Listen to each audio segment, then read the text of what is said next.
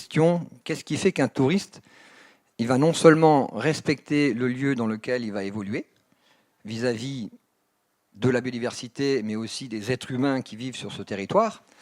Et on s'est rendu compte que ce qui était important, pour le coup, c'est ce qu'on appelle, nous, l'appropriation. Est-ce que je suis intimement convaincu de la nécessité de respecter le monde qui m'entoure? Apprendre, c'est une chose, mais ça ne suffit pas. La finalité, c'est d'agir et donc de changer. Et bien pour cela, il est indispensable de renforcer l'appropriation. Et pour renforcer cette appropriation, il faut parler au cœur des êtres humains. L'activité de développement durable n'est pas une activité intellectuelle. Ça commence par le cœur, ça se poursuit par le cerveau, et ça finit par les mains, puisque la finalité, c'est d'agir. Et donc nous, on s'intéresse, lorsque on va visiter un territoire ou quand un territoire nous contacte, ben, qu'est-ce qui est remarquable chez eux et ce sur quoi ils souhaitent travailler pour valoriser leur patrimoine, qu'il soit naturel, la faune, la flore, les grottes, les volcans, les grands sites, ou un patrimoine culturel, les châteaux, la tour Eiffel, les pays du monde ou encore la mythologie. Tout cela ne peut pas se faire sans une méthode scientifique éprouvée. Et là, je vous présente un travail qui a pris de très nombreuses années, mais qui aujourd'hui fait référence au niveau scientifique lorsqu'il s'agit de créer des outils pédagogiques qui tiennent la route, c'est-à-dire qu'ils soient scientifiquement sérieux et qui sont un succès auprès des différents utilisateurs. Je ne vais pas rentrer dans le détail, mais retenez que si vous voulez réussir une stratégie d'appropriation et de pédagogie de votre territoire, il faut 3 phases. La première, c'est le diagnostic, en intégrant toutes vos parties prenantes. La deuxième, c'est la co-création, avec l'ensemble de ces parties prenantes. Et la troisième, c'est le déploiement et l'évaluation, parce que le but, c'est de s'inscrire dans une démarche d'amélioration continue. Et puis quand on parle d'outils éducatifs, on pense que c'est trivial, on pense que c'est simple, mais en fait c'est extrêmement profond, et ça peut être très sérieux, même si c'est très ludique. Chaque fois que l'on conçoit un outil pédagogique, on le passe sous le prisme de ce qu'on appelle les besoins humains selon Manfred Max Neef, qui est à l'origine de l'identification de ces besoins, et on s'assure que l'immense majorité des besoins d'un être humain, eh bien, ils sont assouvis avec nos petits jeux défi-nature. Alors je vous présente défi-nature parce que c'est un phénomène de cours de récré, on en fait entre 600 000 et 1 million par an, c'est extraordinaire, mais on a plein d'autres outils en fonction des besoins qui ont été identifiés au préalable. Lorsque l'on conçoit un outil pédagogique dont il veut qu'il soit extrêmement efficace, c'est-à-dire que si je me rends au Loch Ness, je veux retenir toute ma vie ce que j'ai vécu au Loch Ness, eh bien, le processus et l'élaboration du projet, il doit être extrêmement rigoureux. C'est quelque chose qui est pointu, et donc là, je ne vais pas rentrer dans le détail, mais vous avez toutes les étapes de la co-construction d'un outil pédagogique qui cherche à valoriser votre patrimoine naturel ou culturel, et ne pas simplement créer de la richesse financière, mais ce que j'appelle de la richesse globale. Parce que l'autre avantage de nos outils pédagogiques, c'est qu'on se met à la place du territoire.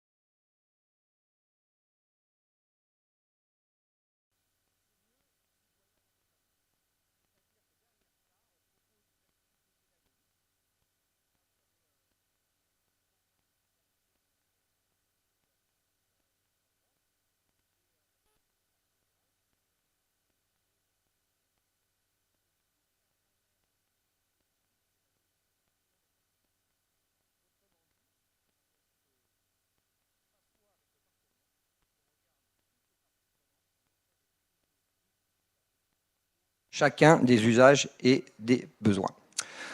Est-ce que j'ai tenu mes 8 minutes?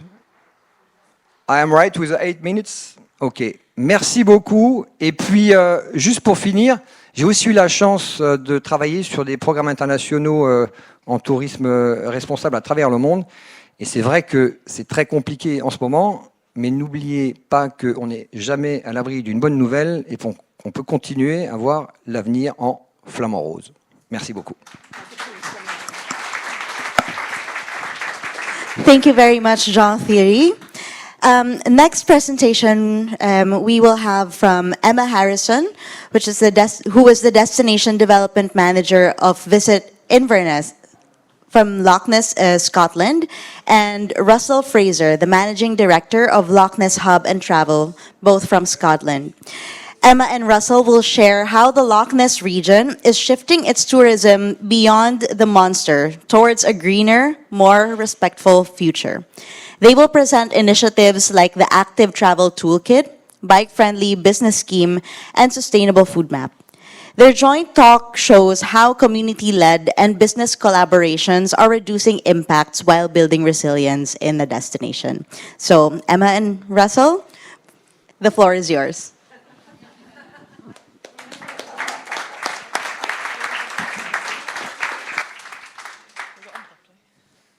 Hello. So, I was going to prop my phone up actually. So it's no surprise that we are from Loch Ness, one of the most prolific destinations in the UK. And we are home to the Loch Ness Monster, brought it with us, of course, and people come all over the world for a sighting. But our destination is much more than tick box tourism. I think it's time to take it off. So I'm from the destination management organisation Visit Inverness Loch Ness, and although we do love our myths, our legends, and of course our real-life creatures, we do have to protect our legendary landscape too, to look after the place that we call home, and also look after our communities within that and our culture and heritage that they bring to make us unique. We need to be prepared as a destination, and we need to make sure that our communities are prepared too, sending clear messages on how a visitor can be responsible as they travel and understand how to do that. Communication and collaboration is of course key, and within our projects we inspire this to happen through events, projects, and of course destination marketing. From a visitor to foster a respectful approach to our environment, we must be sending the same message within the many communities that we do have. With that, we endeavour to attract the right visitor, and communities working together is paramount to that. There's always going to be a place for Nessie. Always going to be a place for Nessie. But we're more than just a tick box destination. Our stories need to be spoken about a little bit louder, and through a place like Visit Inverness Loch Ness, we try to do so. Communities form together to ignite passion and strength, and we need to make more work together, working forwards together to shape the future of tourism. We have many real-life examples on how we've done that, starting with Loch Ness Hub and travel. Thank you, Emma. Allow me to give you a brief overview of community empowerment in action, our community-owned company with profits going back into our local community. A former Visit Scotland and public toilets closed in 2018. Our community voted to retain these vital services to our destination and our economy, and carried out a community asset transfer of the building.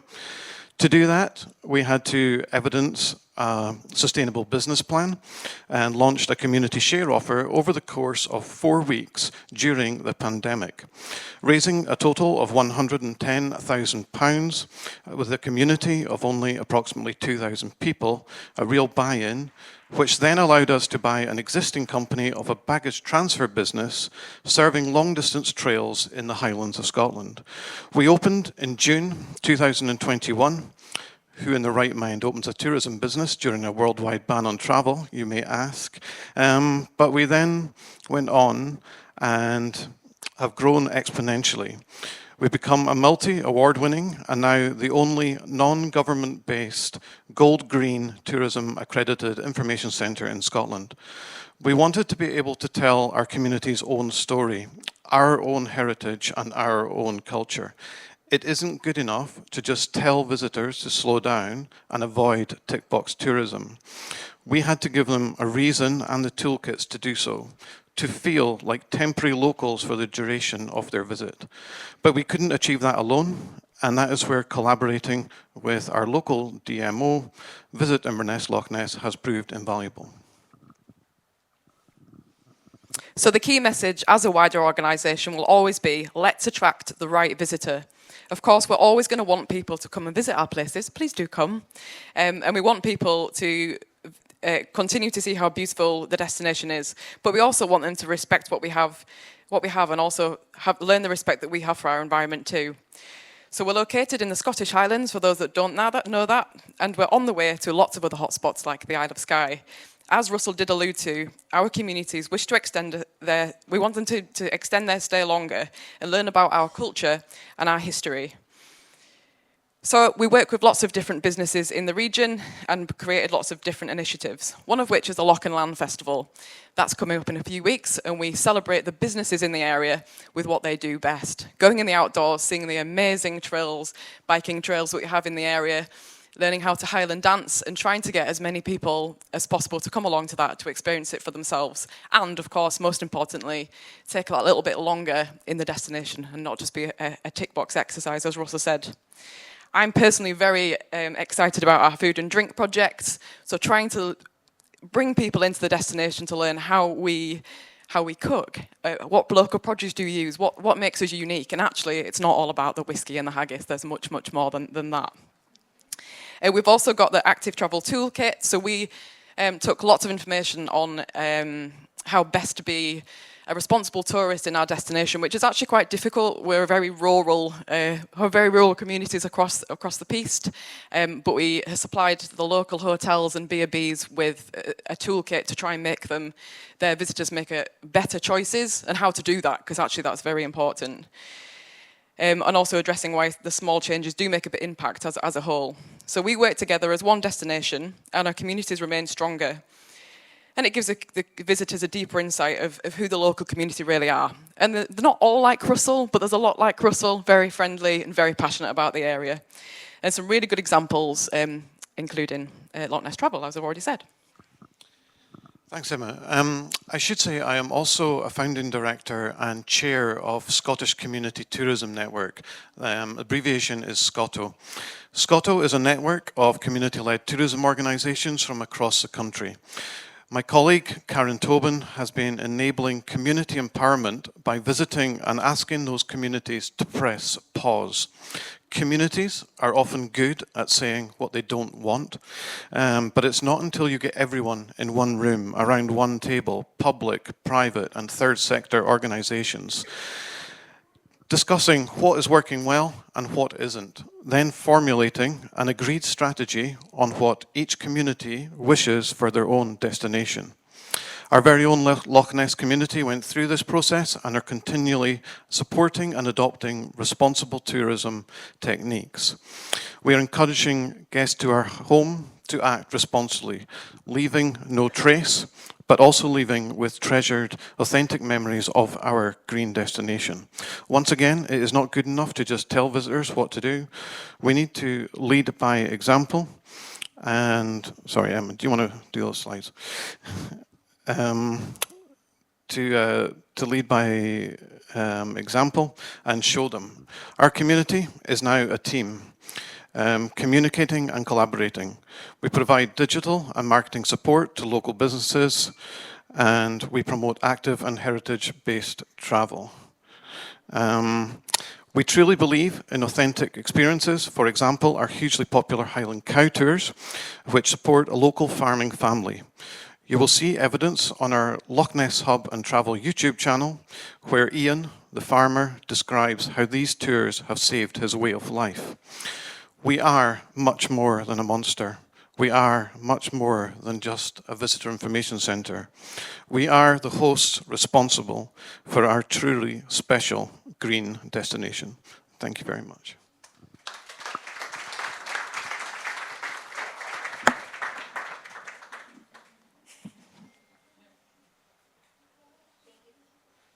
Hello? Thank you very much. Off to our next speaker is Amandine Loni, the CSR and Sustainability Coordinator of the Tourism Office of Granville-Terre-et-Mer.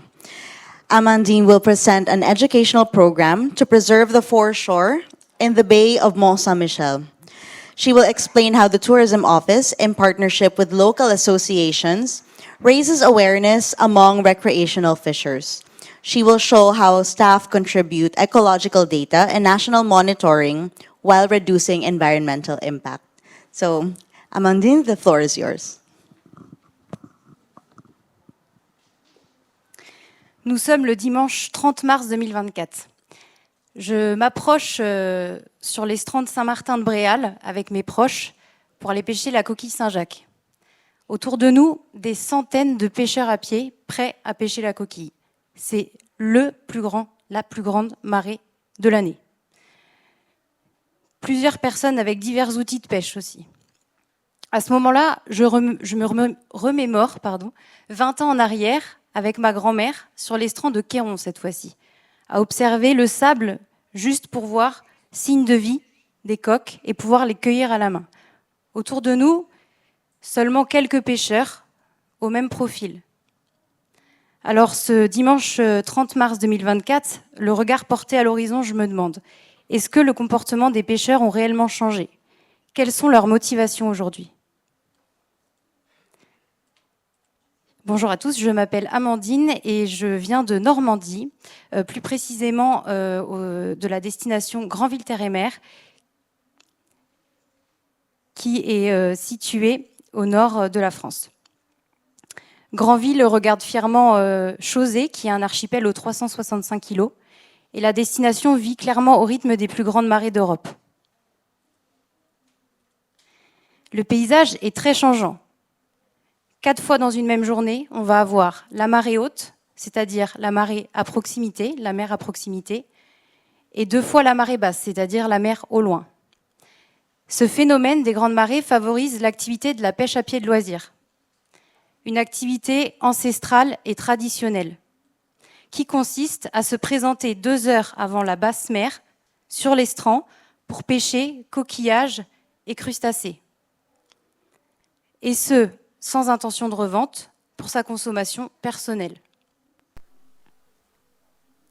Cette activité est de plus en plus encadrée parce qu'aujourd'hui, on note des impacts notables, notamment des sites de zones de pêche très fréquentés en tension, une diminution de la ressource pour certaines espèces, des habitats marins dégradés, des risques sanitaires, ainsi que la transmission des techniques ancestrales qui devient un peu en péril.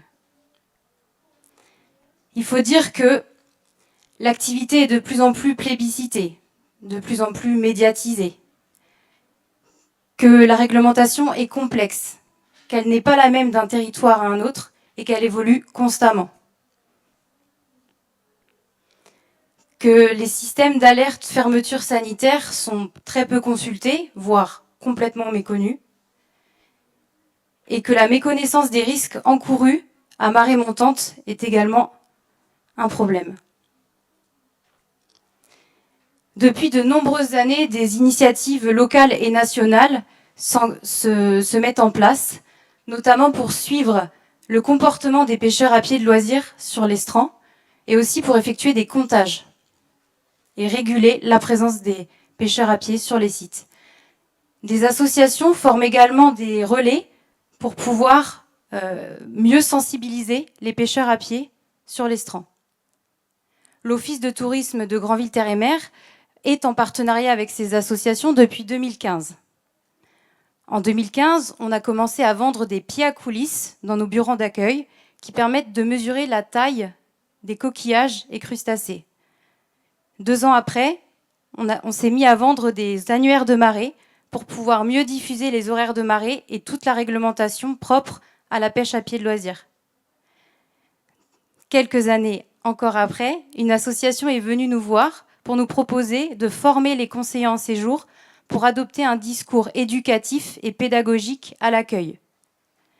Mais c'est en 2024 qu'on s'est réellement engagé par le biais d'un mécénat de compétences.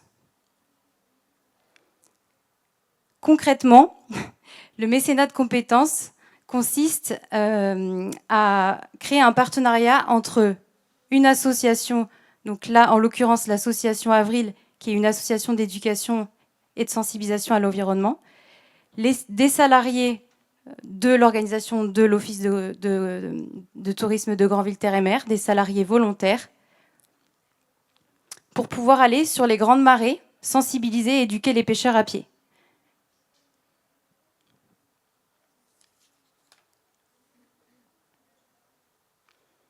L'Office de tourisme souhaitait s'engager dans une mission d'intérêt général et l'association Avril souhaitait former plus de médiateurs. Une fiche d'indicateur permet d'orienter le discours entre le pêcheur à pied et le conseiller en séjour sur l'estran pendant les périodes de grande marée. Et ces données qui sont récoltées via ces indicateurs permettent de contribuer à la base de données nationale de l'Office français de la biodiversité, qui permet de sécuriser et de centraliser les données pour ensuite faire des suivis de fréquentation et bien mesurer comment se développe l'activité.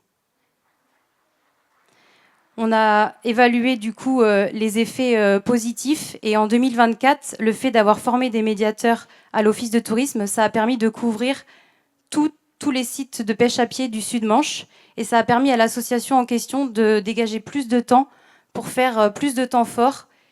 Et du coup, en 2024, elle a pu relever plus 3200 pêcheurs et autres, donc excursionnistes, habitants et touristes, quand on entend pêcheurs, justement à ce sujet de l'activité de pêche à pied de loisirs. Et donc pour finir, la pêche à pied de loisirs, c'est une activité éducative qu'on a tous le devoir de préserver. Et ça passe par la compréhension des impacts de l'humain sur les sites. Merci.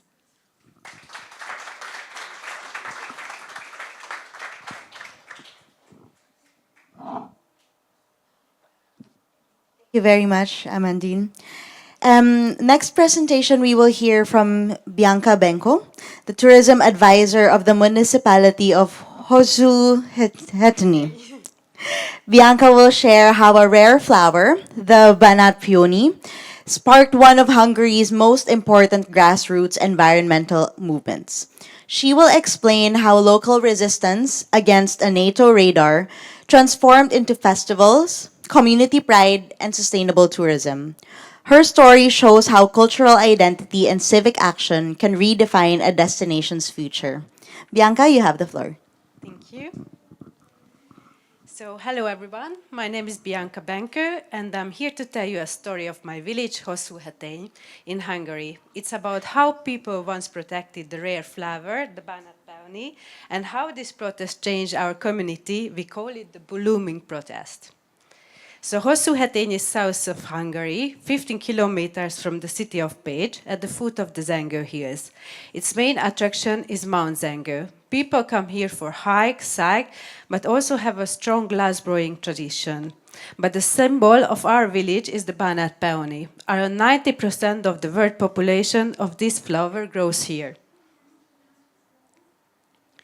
Let me take you back to 2004. News came that the NATO radar would be built on Zengő, the highest peak of the Mecsek. The reason was simple. It was much cheaper to build on a mountain than on a flat land. But this was shocking because Zengő is a protected natural area. And why it was important? Because Zengő is the only place on the earth where 90% of the banat peony grows. Because it's also an archaeological site from the Avar era, and because it's a spiritual place for pilgrims, because it holds tradition for the local people like lamb watching at Easter and year-end farewell hike in every December.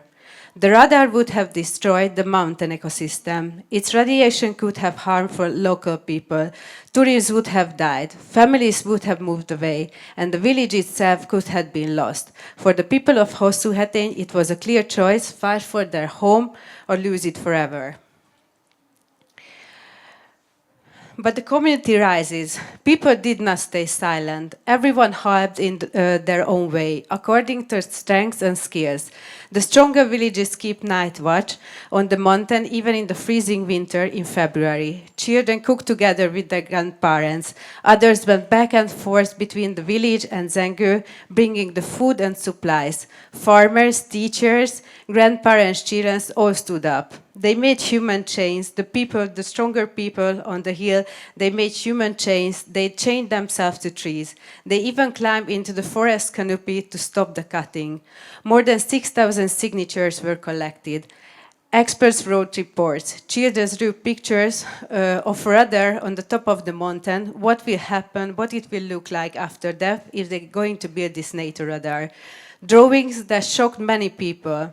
Celebrities joined, political people joined. Greenpeace trained the locals how to do a peaceful protest. Government still pushed for the project, but the movement grew stronger and louder. And finally, after months of struggle, the plan was cancelled and the radar was never built. So what changed after? The victory changed everything. Nature was saved and the banat peony still blooms every spring, turning the mount pink. The community was stronger. The flower became the symbol and identity of pride. Our traditions continued, like lamb watching and farewell hikes, but now with even a deeper meaning. They happen on the mountain that people themselves saved. Tourism is also grow. Every 2 years we have the Banat Peony Folk Art Festival. The Danube-Drava National Park organized guided tours for visitors to see the Banat Peony. And the new lookout tower was built, with one of the most beautiful views in Hungary. Maybe the greatest result is this. While many villages in Hungary are shrinking, today Hosszúhetény is the only village in our county where the population is growing. So, the Banat Peony is being nominated to become a Hungaricum. This is the highest recognition heritage in Hungary. It's not yet been awarded, but we believe it will be, and we will work for it. And we will keep the building of legacy of Zengő. We are developing cycling routes, new exhibitions, and programs to connect people with nature and culture. Because this story is not about saving the past, it's about shaping the future. The lesson is simple. Sustainable tourism is only possible when nature and community values are respected. Tourism cannot be built on exploitation. It must be built on protection. And the people of Hosszúhetény show that even a small village can fight peacefully and win. For us, Banat Peony is more than just a flower. It's a reminder that courage and unity can change history. I invite you to visit Hosszúhetény and climb the mountain Zengő and see the peonies bloom. Because when you see them, you will understand why people once chained themselves to the trees to protect it. And maybe it will inspire you to protect something precious in your own community. Thank you. Thank you very much. Our last speaker for today's session is Lachen Ichu. He is the director of Tamalite Sustainable Tourism Association from Morocco. He will present the journey of Morocco's Arghen Valley towards a model of social and environmental resilience. He will highlight how visitors engage with women's cooperatives in workshops on argan oil, pottery, and other heritage practices. His talk will show how decentralized cooperation has built a locally led climate-resilient tourism model. The floor is yours. Merci beaucoup. Donc, je vais intervenir en français. Je suis très honoré d'être là pour présenter cette expérience assez originale, qui est une expérience des acteurs locaux dans une vallée qui s'appelle la vallée de l'Arghen, dans l'anti-atlas marocain. C'est une vallée où il y a beaucoup de problèmes économiques et environnementaux. C'est une vallée où le modèle économique est basé sur l'agriculture et l'élevage. Ces deux activités sont fortement impactées par le changement climatique. Et donc, il y a un problème qui génère la migration, l'exode rural. On est presque dans une vidange humain, c'est-à-dire à cause de ces problématiques environnementales. Donc, il y a un grand problème en termes d'accès à l'eau potable. C'est pour cela que la métropole de Montpellier s'est engagée depuis 2012 avec l'agence Rennes-Corse de la Méditerranée pour mettre en place un programme de gestion intégrée des ressources en eau dans cette vallée. Et dans ce programme, il a émergé la nécessité de mettre en place une activité économique pour maintenir la population et pour renforcer la résilience des communautés locales. Donc c'est dans ce cadre-là que les 6 communes de cette vallée vont travailler ensemble pour essayer de mettre en place une stratégie de développement touristique et mettre en place un projet commun. C'est pour la première fois que ces 6 communes ils vont être ensemble pour travailler sur un projet, disons, de territoire. Nous sommes sur un territoire où il y a 26 000 habitants. C'est quand même une population assez importante, où les jeunes vont quitter pour aller dans les grandes villes. La majorité, c'est des femmes qui travaillent dans les coopératives. On est quand même sur un territoire classé réserve de biosphère de l'Arghenerie. Donc c'est là où il y a la production de l'huile d'argan au Maroc. Il y a des coopératives de tapisserie. Il y a aussi un grand potentiel paysager, un potentiel culturel très important et historique parce que dans cette vallée, la dynastie des Almohades a eu le jour en 2e siècle. Donc, il y a quand même un patrimoine historique. Il y a la Kasbah, la citadelle des Almohades, qui vit encore le jour dans cette vallée. C'est dans ce cadre-là que le projet touristique est pensé comme un modèle de développement de territoire. Nous ne sommes pas vraiment dans une activité que purement économique, mais c'est une activité qui tient compte de la population locale, qui vise à mettre en place la population locale au cœur d'un modèle de développement touristique pour valoriser cette culture qui est là, pour donner lieu à une activité qui respecte l'environnement et la culture locale. Donc, on est sur une opération de mise en tourisme parce que malgré son potentiel, l'infrastructure est encore faible. On n'a pas des dispositifs d'hébergement, il n'y a pas de circuits touristiques qui sont classés. Donc en 2018, on va démarrer un projet de zéro. De zéro, c'est-à-dire il y a la formation, il y a l'accompagnement qui doit se mettre en place, mais avant tout, il fallait réfléchir à un dispositif, d'un modèle, quel tourisme on veut développer. Nous sommes à 1h30 de la grande destination touristique de surtourisme et de tourisme de masse qui est Agadir. Donc il faut faire attention à la fréquentation qui pourrait venir bientôt. Donc mettre en place un modèle. C'est pour la première fois que ces communes vont penser à mettre en place une charte de développement intercommunal pour le tourisme rural, solidaire et durable. C'est innovant aussi au Maroc parce que les chartes chez nous, traditionnellement, c'est les ministères qui les portent, donc ils viennent de haut. C'est pour la première fois que ces communes vont penser de mettre en place cette charte-là, qui est votée au conseil communaux pour adopter le tourisme durable comme approche de développement et pour aussi inscrire le tourisme dans le plan d'action communaux. Parce qu'au Maroc, les communes n'ont pas la compétence tourisme, mais ils peuvent le faire inscrire dans le plan de développement communal et plaidoyer en faveur le développement touristique, avoir des financements et puis pouvoir accompagner des acteurs du territoire. C'est très intéressant que les valeurs de cette charte-là, c'est vraiment la solidarité déjà intercommunale. Donc les sites qui appartiennent à une commune, il appartient à toute la vallée. Il y a aussi le partage tant qu'avec le touriste qui va venir, le partage avec la communauté locale et bien sûr la conservation de l'environnement, la conservation de patrimoine, à ne pas dégrader cette culture locale. Par la suite, il viendra justement tout un dispositif d'accompagnement. Vous savez, c'est une vallée où il n'y a pas de guide. Donc, on va travailler sur un modèle d'accompagnateur local pour les jeunes de la vallée, pour qu'ils soient vraiment, qu'ils portent cette activité et qu'on crée de l'emploi. Et puis, la mise en tourisme des coopératives aussi, la valorisation des produits de terroir. On est sur tout un dispositif qui valorise tout le potentiel, tous les éléments de l'acteur local de cette vallée. Bon, après tout ça, après qu'il y a déjà des actions engagées de la formation, de l'accompagnement, on va penser à le montage des expériences touristiques à la base de ce qu'on a et ce qui ressort de ce diagnostic culturel et patrimonial. On a 2 thématiques phares. Donc, il fallait aller sur les produits touristiques thématisés, les circuits thématiques. Un sur vraiment la culture locale qui est berceau des Almohades. C'est un circuit qui met en valeur toute cette histoire, toute cette culture des Almohades sur 4 jours. Et puis, dans un autre, c'est-à-dire en amont de cette vallée, il y a une montagne qui s'appelle la montagne d'Aklim, donc un deuxième circuit trek, randonnée, mais à la rencontre avec les coopératives, à la rencontre avec la population locale pour valoriser les savoir-faire locaux, parce que vous savez, les coopératives dans cette vallée, ils ont l'habitude de vendre le produit et non pas vendre, c'est-à-dire l'animation, comment on fabrique le produit. Donc c'est là où on peut agir et réagir pour que le savoir-faire local de fabrication de l'huile d'argan puisse aussi être un élément fort pour valoriser cette culture.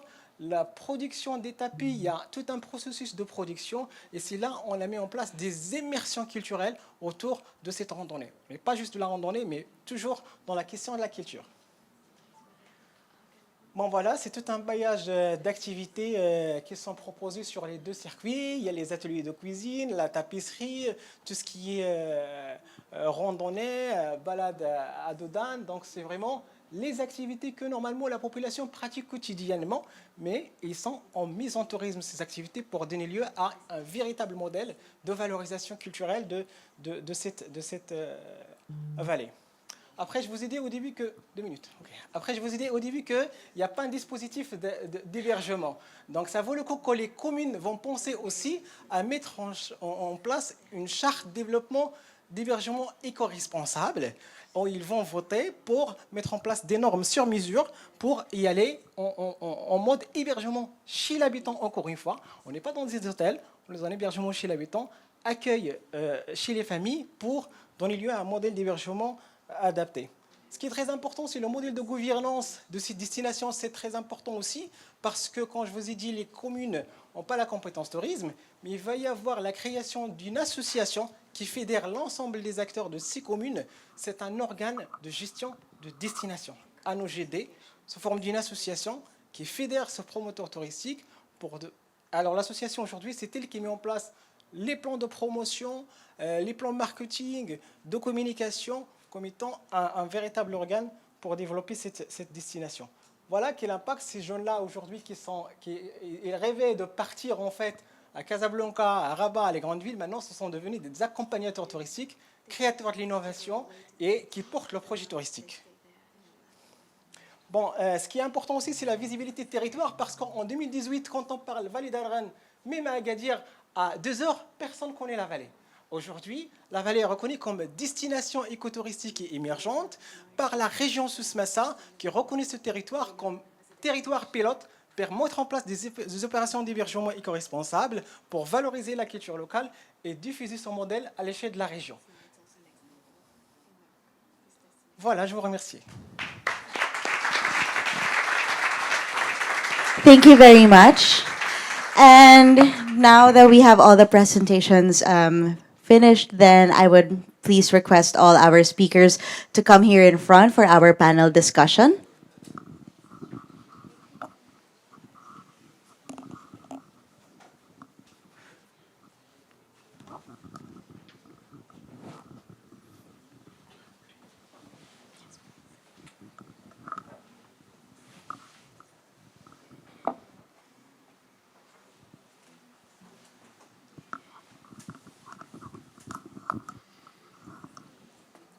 So for our panel speakers, please feel free to speak in the language that you that you prefer to use.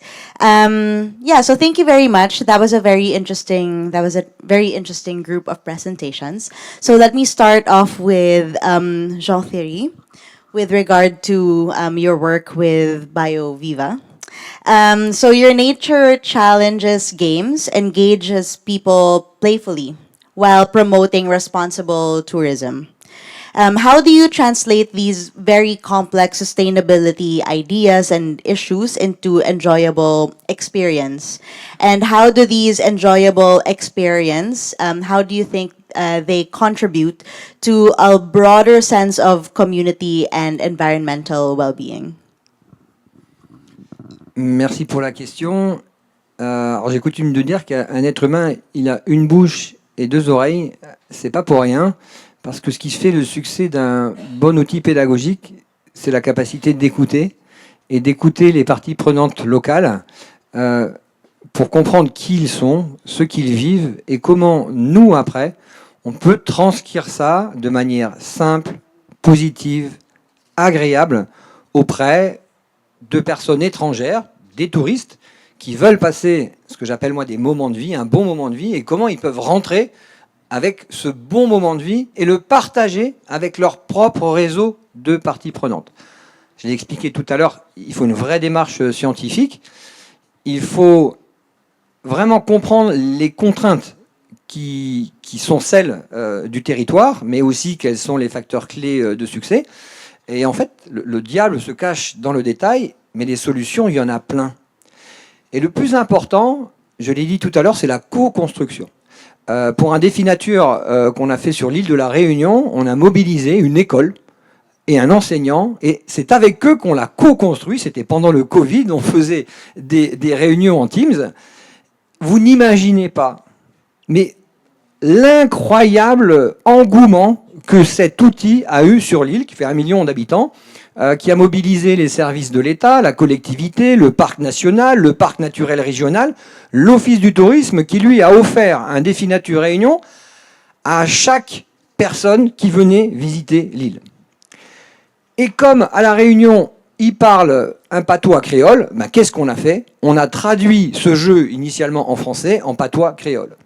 Et ça, on le fait partout où on va dans le monde. On en a fait récemment au Sénégal pour valoriser la mangrove et les oiseaux du Sénégal. Eh bien, on l'a fait en dialecte local.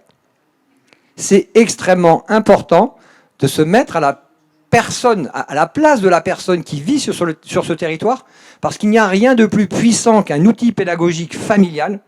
Franchement, c'est l'enfant qui va demander à son père ou à sa mère « Est-ce qu'on peut jouer à défi nature Réunion parce que ça me rappelle de tellement bons souvenirs ?» que vous disposez là d'un potentiel extraordinaire pour valoriser votre territoire et puis aussi, encore une fois, de réfléchir à un modèle économique vertueux. Je ne l'ai pas dit, mais nos jeux défi nature sont fabriqués à 100% avec l'énergie renouvelable qui vient directement des toiles d'usine. Personne ne fait ça à travers le monde, c'est que du label FSC, c'est que les encres à base végétale. Donc il y a cette question de la cohérence. Plus vous serez sincère, plus vous serez cohérent, plus vous parlerez de cœur à cœur, plus vous aurez de chances de faire des outils pédagogiques à succès.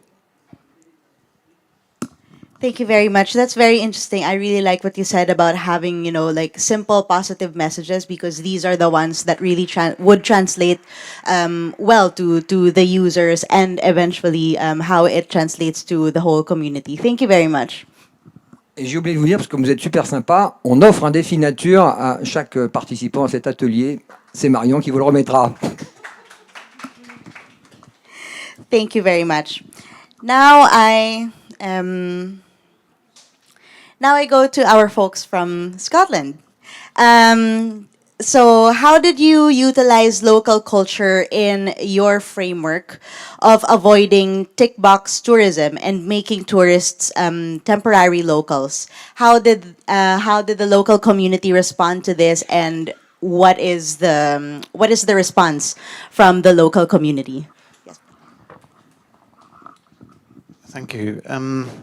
Yes, I should explain that in our community, we're very fortunate to have 2 5-star visitor attractions at either end of our community. So we have Loch Ness Exhibition Centre, very popular.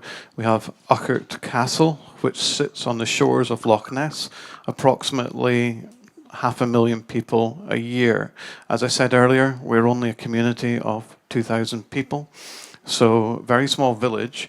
But what used to happen was people would come to either one of those 5-star attractions and then go on to another destination, mainly the Isle of Skye, very, very popular.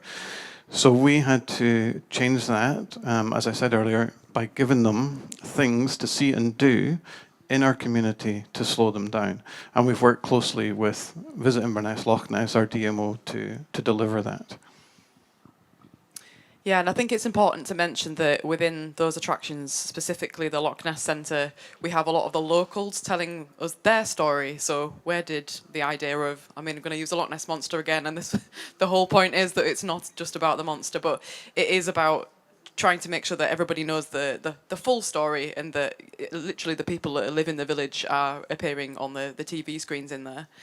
I think just to add as well to your question, we're working with a lot of local partners in the area, so that's whether that's the council, whether that's all the communities, just to enrich what we have on our doorstep as well. So we've got some fantastic trails in the area, which I will talk about all day long. The Loch Ness 360, so you can actually travel right round the loch via bike, walking, running, if that's what your thing is. But trying to make sure that there's something to do in the different communities to make people stay longer and know that they have the infrastructure too. So I'm not just talking about specific activities, but also that the infrastructure, like the toilets, like the parking for the biking, and that there's enough food for everybody, so that they are staying and they're not wanting to go elsewhere. That's going to be the more tick box exercises. Yeah, it's important to recognise it's really about connecting visitors with the people. It's people that make communities.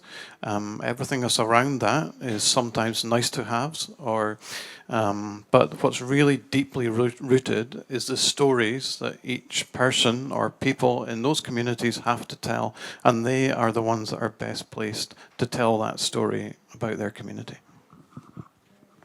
Thank you very much. I mean, I guess the story of Nessie is, at the end of the day, really still integral, no, and really important. But I really appreciate the different ways that you found on how to keep those people there and not just moving on without knowing more about your destination. So good job, and thank you for sharing. Thank you for sharing your story with us.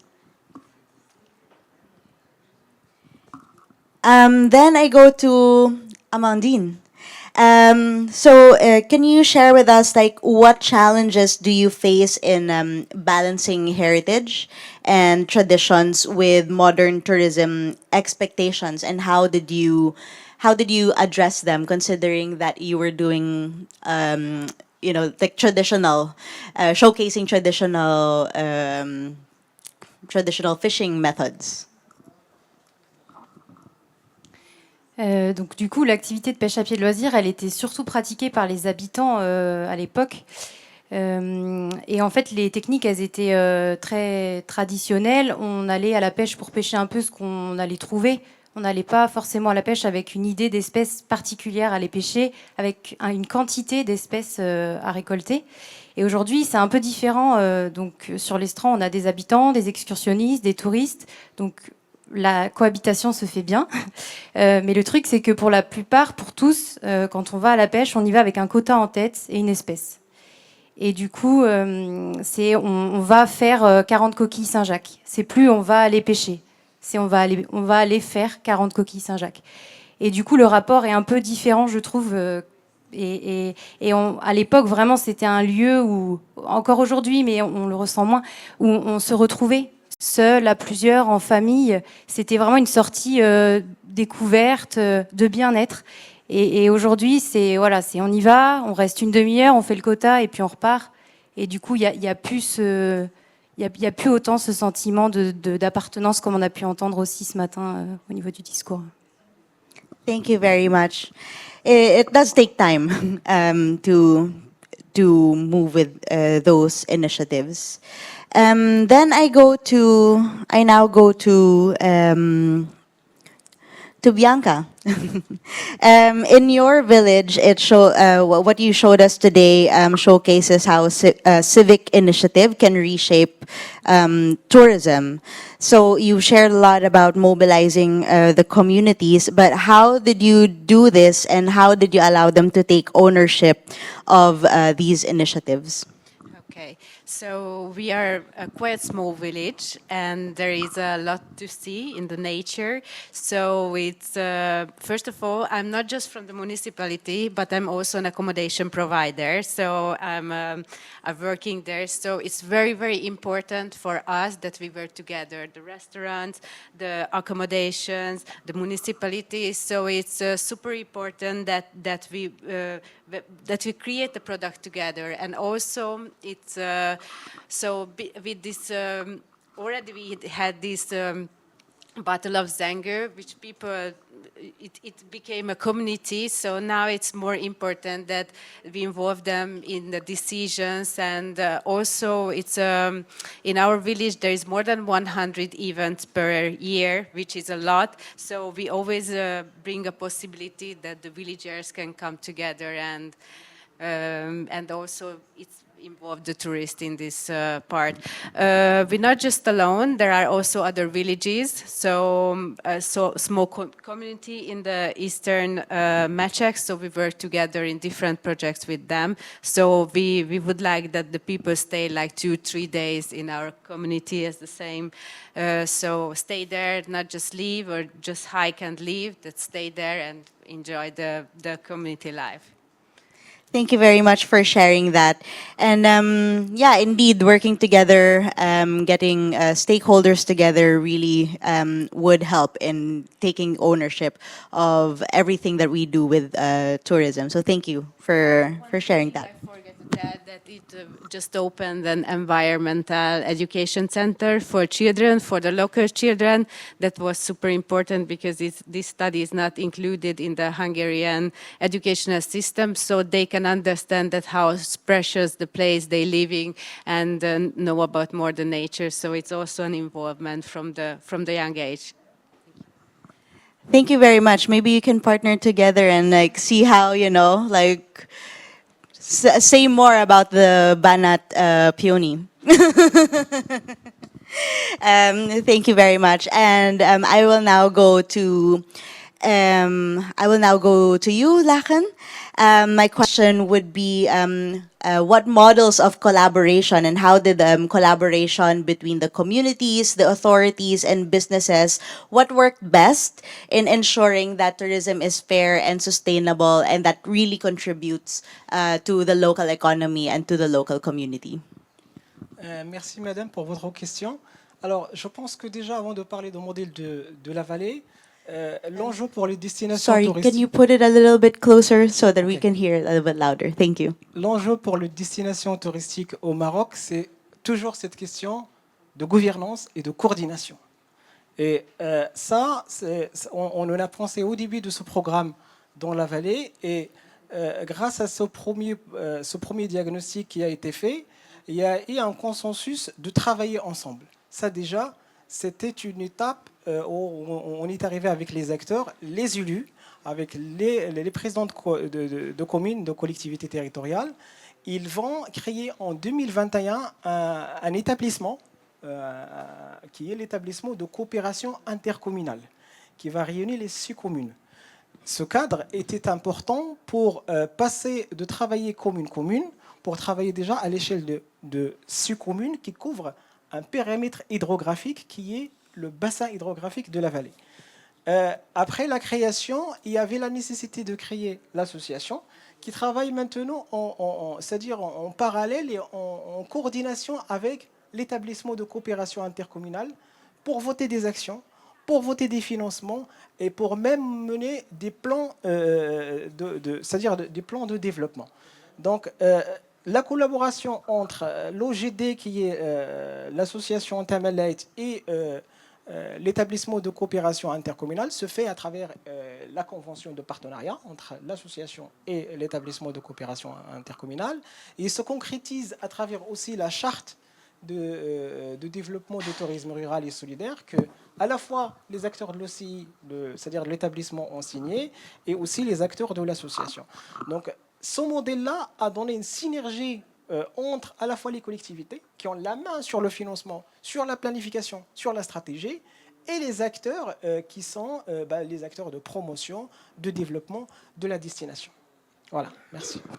Thank you very much. I like what you said about the importance of getting the institutions and the institutions to work together and cooperate, and how it's very important how also we see the importance of funding and also contributing to the success of community-based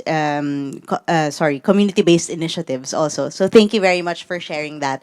We have time for like one question, and I have one question for all of you here in the panel. So, because we're talking about being rooted in culture, we're talking about the importance of culture, and one of the biggest problems that we have with tourism is maintaining authenticity. So my question is, how, or in your perspective, in your experience, how can destinations showcase culture without risking the commodification or loss of identity when it comes to tourism? So, may I start with you? Bon, je dirais, il y a un mot, c'est le respect. Alors, la baseline de BioViva, c'est faire du bien à soi, aux autres et au monde. Et le respect s'inscrit complètement là-dedans. À partir du moment où déjà vous respectez vous aurez plus de chances de respecter les autres et aussi de respecter le monde qui nous entoure. À partir de là, un être humain, il cherche l'authenticité. C'est naturel pour lui d'aller chercher l'authenticité. Par contre, elle est très difficile à trouver. Et donc notre travail à nous en tant que professionnels, c'est justement de proposer des outils et des méthodes qui permettent de recréer de l'authenticité entre des êtres humains. Sorry, my translation app is not working. So maybe can like just 2 words in English about what it. In English? You want me to say it in English? Well, one sentence point. I would say the only word you have to keep in mind is respect, and authenticity definitely exists. It's just very difficult to make it emerge, and it's our work as professionals to propose methodology and tools in order to let this authenticity brings to life. Thank you very much. Very well said. Bianca. So Hosszú hetény motto is saving the tradition. So all the events I mentioned to you are based on the heritage saving. So it's like we have a Slavic culture in the village. We have the natural walks in the, so it's not the events is for actually for the local people, and tourists can involve, so they not change the events for the tourists. So I think it's very important that it's until it's good the location, until the local people enjoy it, and the tourists can join to enjoy it in the same way. Le mot qui me vient aussi, c'est le mot respect. Respect de l'environnement, respect des uns et des autres, respect des traditions. C'est important aujourd'hui, je pense, d'avoir ce mot-là en tête. A fairly similar answer to Bianca, that I think, you know, we're trying to get visitors to come and learn what we do. It's not the other way around. So I think as an example of what we would do with Trade Ready, with businesses, trying to get kilt makers to teach people how to make kilts or learn the instrument that has been in our heritage for a long, long time. And I think another example just to use is our Scottish Gaelic road signs. We've still never changed them. They're still there. So people have to just guess. Yeah, I think it comes back to that communication and collaboration piece. Within Scottish Community Tourism Network, one of my other colleagues says that for a destination to be a happy place to visit, it first needs to be a happy place to live. And I think that's the starting point. Start with the community, put the focus on the community, give them a voice, really empower them. And the best way to do that is to talk to them, no matter what sector. Moi, je dirais plutôt pour valoriser les cultures, il faut passer d'abord par la conservation de ces cultures. Parce que chez nous au Maroc, je donne l'exemple toujours au Maroc et la vallée, les cultures, on les perd dans le temps si on n'arrive pas à les conserver et à les passer aux générations futures. Au Maroc et dans cette vallée, si on n'a pas mené des actions de recherche, d'archéologie, on ne va pas trouver la citadelle d'Église qui est aujourd'hui conservée par la population, par les élus, et par les collectivités qui ont demandé un classement de cette citadelle comme patrimoine national et qui est obtenu en 2022. Donc c'est toute une démarche de patrimonialisation, mais qui est basée sur la conservation et la compréhension de nos cultures pour les transmettre aux générations futures.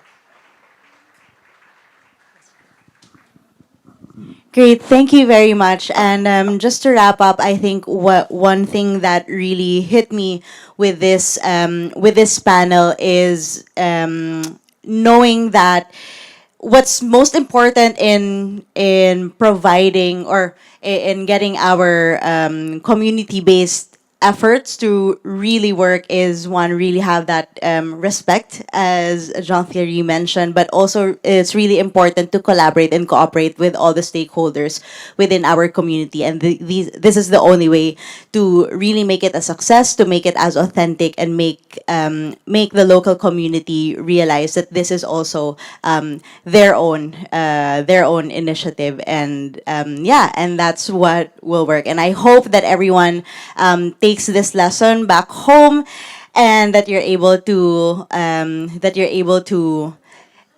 share these stories as well to your communities, and hopefully learn and be inspired from what our presenters have spoken about today. So thank you very much for attending this panel. That concludes our session. Then lunch will be served in about 10 minutes. So once again, thank you very much. And our next session will start at 14:45 to 45. So we will see you again later. Thank you. Thank you so much. Thank you so much. Thank you very much. Thank you. Thank you so much.